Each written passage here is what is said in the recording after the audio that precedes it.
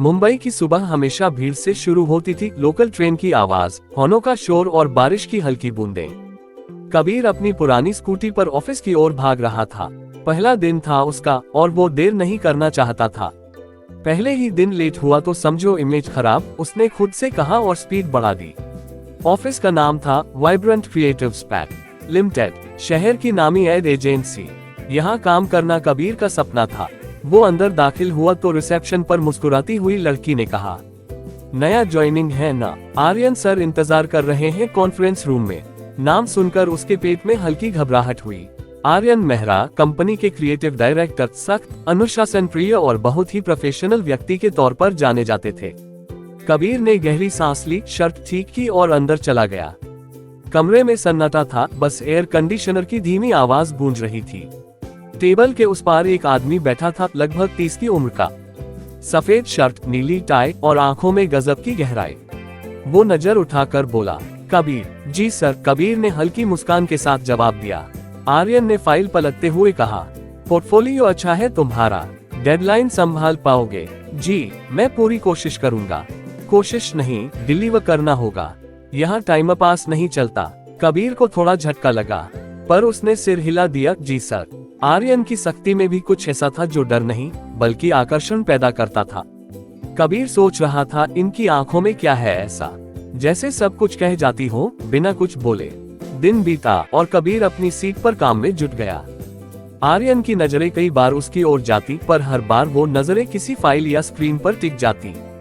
कबीर का जोश, उसकी कल्पना और ईमानदारी धीरे धीरे सबको नजर आने लगी।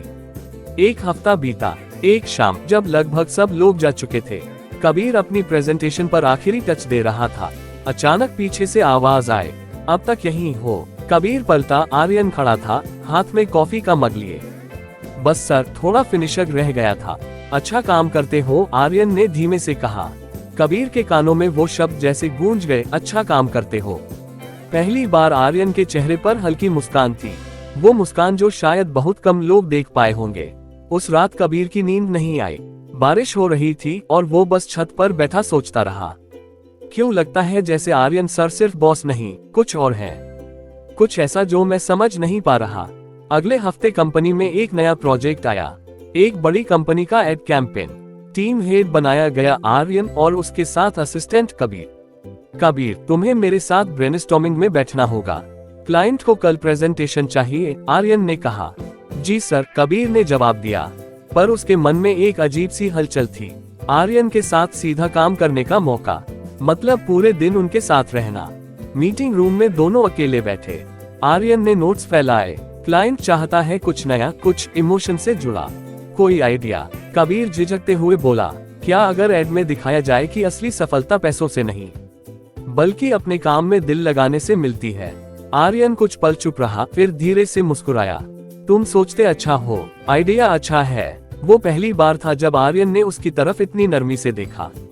कबीर की उंगलियां टेबल पर कांप रही थीं, जैसे हवा में कोई अनकहा जादू था।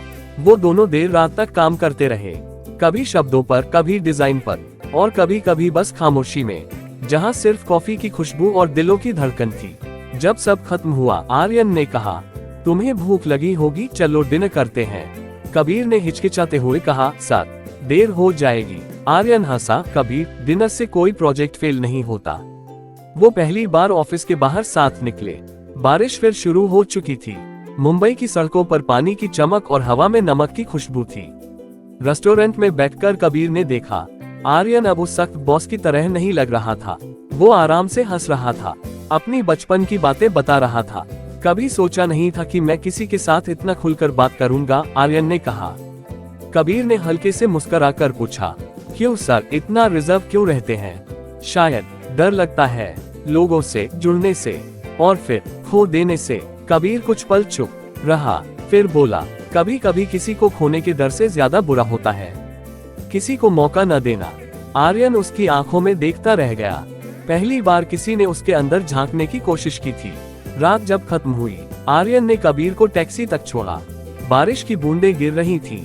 कबीर ने सिर उठाकर कहा, थैंक यू सर, आज बहुत अच्छा लगा।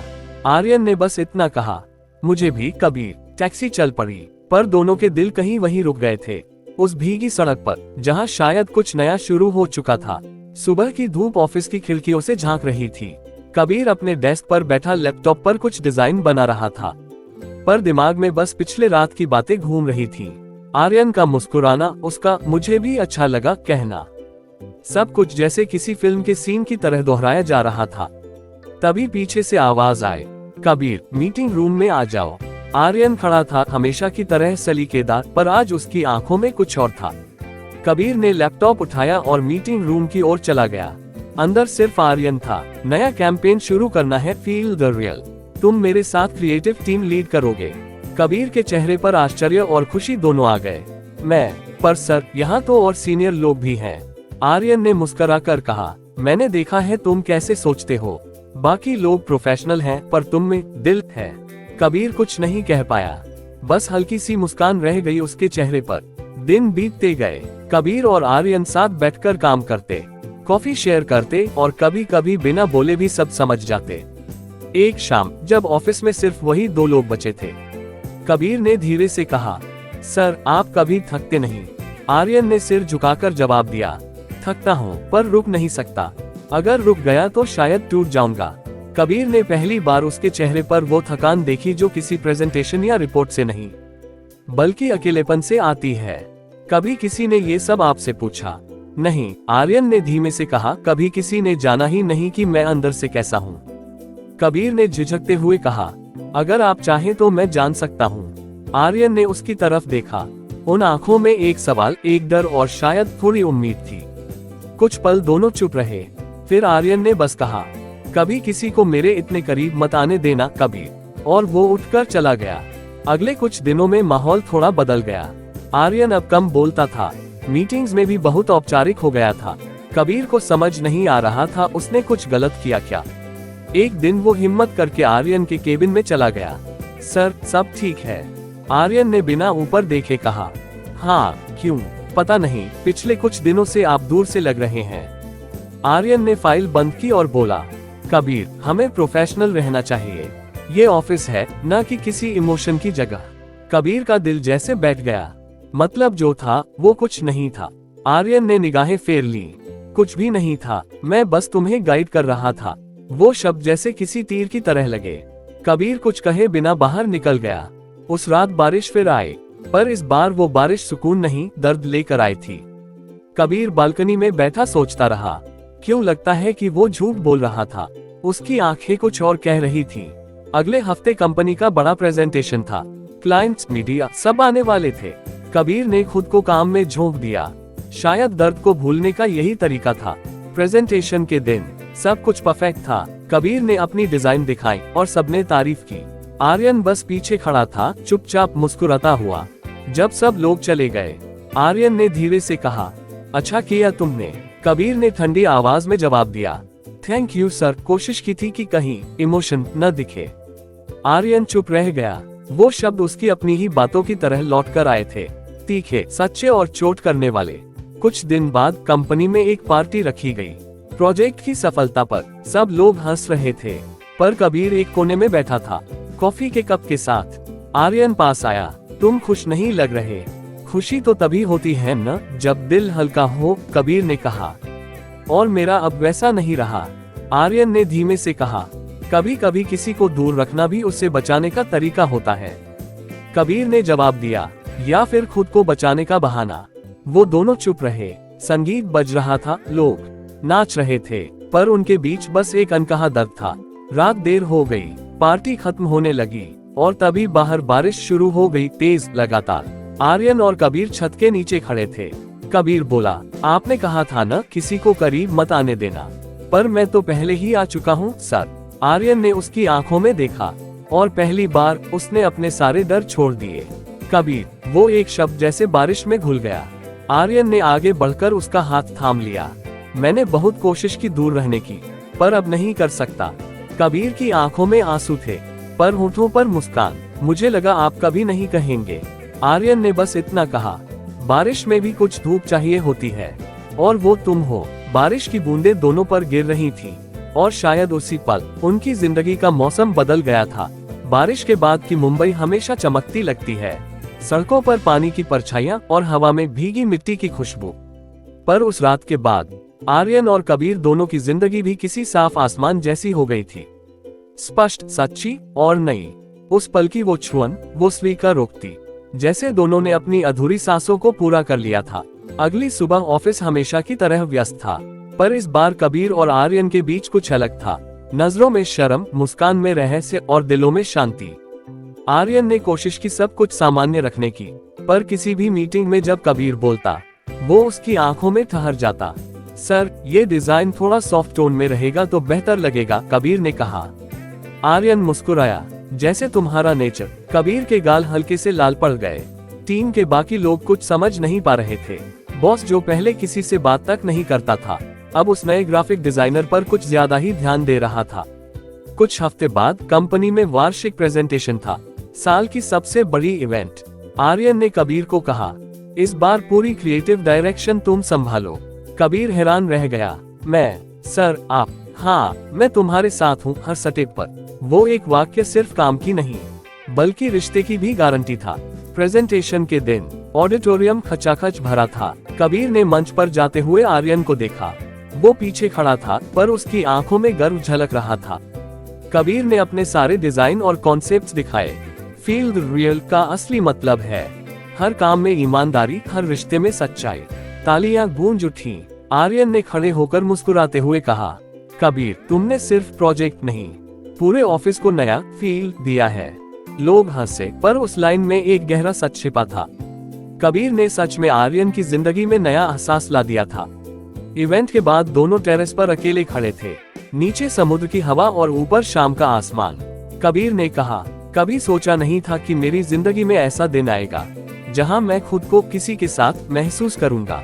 आर्यन ने जवाब दिया, तुमने मुझे वो सिखाया जो मैं भूल चुका था, महसूस करना। दोनों के बीच फिर कुछ पल की चुप्पी थी। फिर आर्यन ने कहा, पर कबीर, हमें सावधान रहना होगा। ऑफिस में लोग बातें करेंगे। कबीर मुस्कुराया, लोग बातें तो तब भी करते हैं जब हम कुछ नहीं करते। मैं सिर्फ इतना जानता हूँ कि जो सच्चा है उसे छुपाना झूठ लगता है। आर्यन ने धीरे से उसका हाथ थाम लिया। तुमसे मिलकर मुझे खुद पर भरोसा आया है। कुछ हफ्तों बाद कंपनी में अफवाहें फैलने लगी। आर्यन सर और कबीर बहुत ज्यादा साथ रहते हैं, क्या चल रहा है दोनों में? एक दिन एचआर ने आर्यन को बुलाया। सर, कुछ स्टाफ शिकायत कर रहा है कि आप किसी जूनियर को ज्यादा फेवर कर रहे हैं।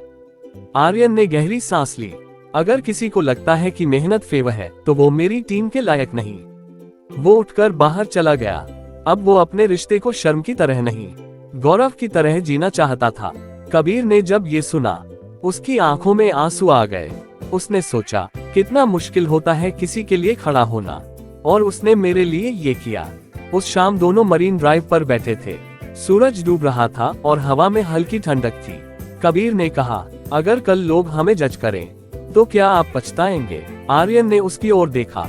नहीं, क्योंकि प्यार किसी पोजीशन, उम्र या समाज की इजाजत से नहीं होता, वो बस होता है। कबीर हंस पड़ा। सर, आप तो फिलोसोफर बन गए। आर्यन ने हंसकर जवाब दिया, तुम्हारे साथ रहकर कोई भी कवि बन सकता है। दोनों चुपचाप समुद्र की लहरें देखते रहे। मुंबई का ट्रैफिक, शोर, भीड़, सब जैसे पीछे छूट गया था। उस पल बस दो लोग थे, एक जिसने प्यार करना सीखा, दूसरा जिसने प्यार पर भरोसा करना सिखाया। कुछ महीने बाद कंपनी की एनुअल मीटिंग में नया प्रोजेक्ट लॉन्च हुआ। स्टेज पर कबीर और आर्यन साथ खड़े थे। मीडिया ने पूछा, सर, आपकी सफलता का सीक्रेट क्या है? आर्यन ने हल्की मुस्कान के साथ कहा, सीक्रेट शायद सही इंसान का सही वक्त पर मिल जाना। कबीर उसकी ओर देखता रह गया। तालियां बजती रहीं, पर दोनों की दुनिया उस एक नजर में सिमट गई थी। रात को जब ऑफिस खाली हो गया, आर्यन ने अपनी डायरी खोली और लिखा, मैंने हमेशा सोचा था कि प्यार कमजोरी है, पर अब समझ आया वो सबसे बड़ी ताकत है। कबीर पीछे से आया, डायरी पर हाथ रखा और बोला, अब तो लिख दो ना। धूप और बारिश के बीच मैं पूरा हो गया। आर्यन मुस्कुराया, हाँ, क्योंकि अब मेरी जिंदगी में धूप भी है और बारिश भी, और दोनों तुम हो। उसने धीरे से कबीर को अपनी बाहों में लिया। बाहर आसमान में हल्की बारिश हो रही थी और शहर की लाइटें उनकी मुस्कुराहट में घुल रही थी।